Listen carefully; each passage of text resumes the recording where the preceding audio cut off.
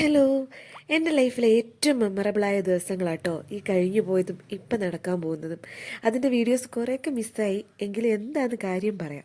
ഫാമിലിയുടെ കൂടെ അല്ലാണ്ട് ഫ്രണ്ട്സിൻ്റെ കൂടെ ട്രെയിൻ കയറി കാസർഗോഡ് വരെ എക്സ്പ്ലോർ ചെയ്തിട്ട് ഇപ്പോൾ ദേ എൻ്റെ ഹസ്ബൻഡിനെ കാണാൻ വേണ്ടിയിട്ട് പോവാട്ടോ.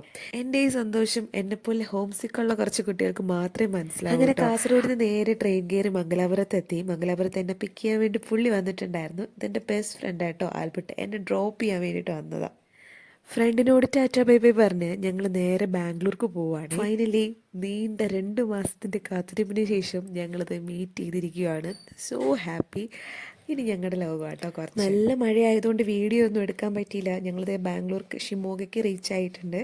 ഇപ്പം സമയം ഒരു 2 മണി 3 മണിയൊക്കെ ആയിട്ടുണ്ടാവും കേട്ടോ. പിന്നെ ഒന്നും നോക്കിയില്ല, നേരെ ഉറങ്ങാൻ വേണ്ടിയിട്ട് പോയി. നല്ല ഉറക്കക്ഷീണം ഉണ്ടായിരുന്നു. കാസർഗോഡ് ട്രിപ്പും ഇതും ഒക്കെ ആയിട്ട് ഞാൻ ആകെ ടയേർഡായിരുന്നു. ഇവിടെ എത്തിയ സ്ഥിതിക്ക് ഇനി ചെയ്തു തീർക്കാൻ കുറേ കാര്യങ്ങളുണ്ട് കേട്ടോ.